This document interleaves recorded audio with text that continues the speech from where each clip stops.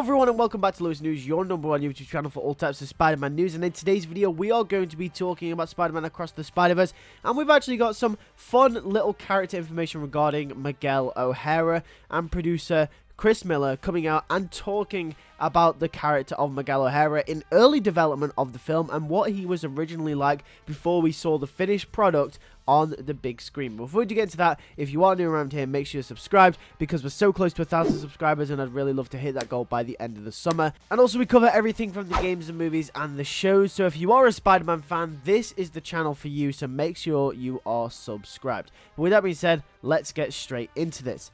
So, Chris Miller came out and said, and I quote, "Miguel O'Hara was too big of an asshole during the early development of the film." So initially it looked like Miguel O'Hara was written as probably more of a very stern figure, someone that really doesn't agree, really just hates everyone, and he probably came across as a bit annoying, a little bit unlikable. But many people over the internet, after seeing the film and all the reactions, actually really like Miguel O'Hara, me being one of them. I really like his character. I think he's something new, I think he's something fresh. Obviously Miguel O'Hara has been around for a long time in Spider-Man media, but when you contrast him to the Peter Parkers and the Miles Moraleses, the Gwen Stacy's of the Spider-Verse, Miguel O'Hara stands out as something a little bit new, as something a little bit fresh that we've never seen on the big screen before. And I think the producers understood this, so they understood that they had to make this character likable. They had to make audiences resonate with this character, because at the end of the day,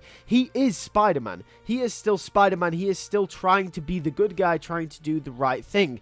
And I feel like if he was unlikable as a person, the role of him being the antagonist of the film would have been all the more obvious. But I don't think it is as obvious in the final film, just purely because we understand where Miguel is coming from. And Chris Miller went on to say that we were like, well, let's expose the beginnings of that trauma. And so you're sort of rooting for Miguel. Obviously, this is talking about Miguel's past, how he tried to do the right thing, but he broke the canon. And because he broke the canon and he lost his entire family and he destroyed an entire universe, trillions of lives, he is obviously going to make sure that that doesn't happen again. So we understand the reason as to why he is doing what he's doing in Spider-Man Across the Spider-Verse. And personally, I think this was the best choice. If he was written too much like a really snarky asshole, someone that just comes across is a bit, I don't know, stern and unlikable, then I think convincing the audience that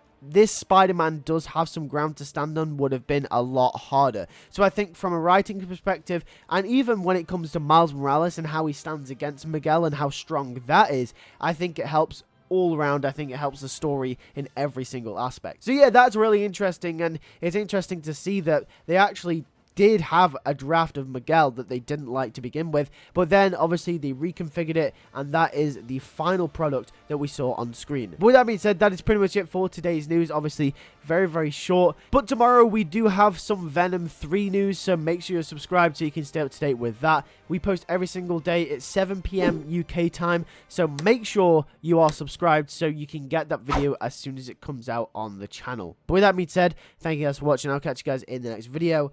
Take care, and peace.